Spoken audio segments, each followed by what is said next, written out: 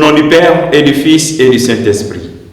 Ô Seigneur, envoie ton esprit qui renouvelle la face de la terre. Bien-aimés dans le Christ, nous sommes en ce jeudi 18 novembre.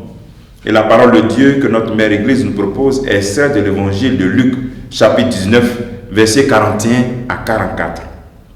En ce temps-là, lorsque Jésus fut près de Jérusalem, voyant la ville, il pleura sur elle, en disant: Ah, si toi aussi, tu avais reconnu en ce jour ce qui donne la paix, mais malheureusement, cela est resté caché à tes yeux.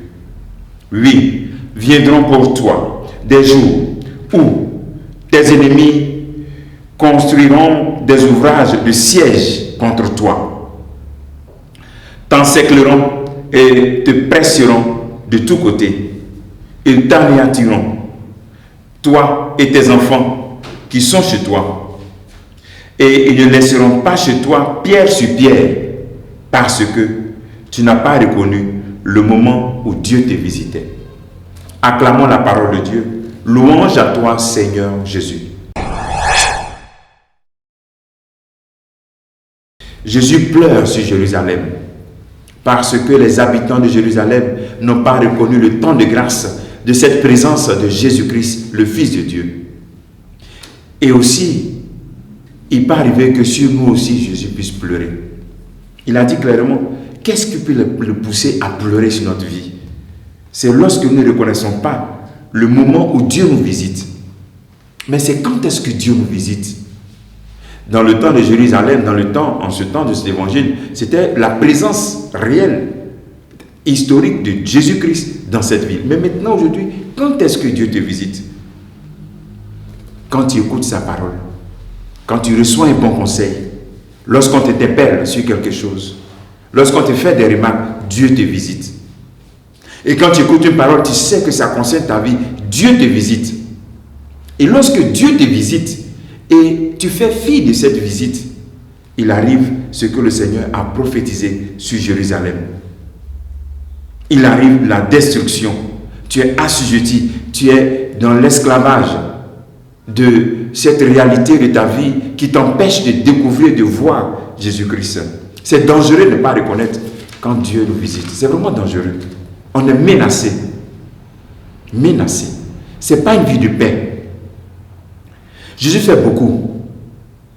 Il fait beaucoup pour que tu puisses reconnaître vraiment cette visite-là dans ta vie. Chaque fois que tu entends sa parole. Il a fait même quand tu as reçu ton baptême, même sans être aussi bien engagé.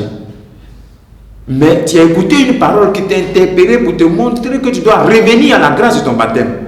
Il a fait lorsque tu as décidé comme ça de te marier. Mais tu as écouté une parole qui t'a amené à être un époux, une épouse fidèle, à prendre soin de ton épouse, de ton époux, de tes enfants. C'est Dieu qui te visite. Chaque fois que tu écoutes la parole de Dieu, Dieu te visite. Aujourd'hui encore, vas-tu rester indifférent et laisser cette menace encore demeurer dans ta vie, être assujetti? Le Seigneur veut nous libérer. Il veut nous libérer pour que nous puissions accueillir la paix de ce Dieu. Parce que lorsque Dieu nous visite, il nous apporte la paix.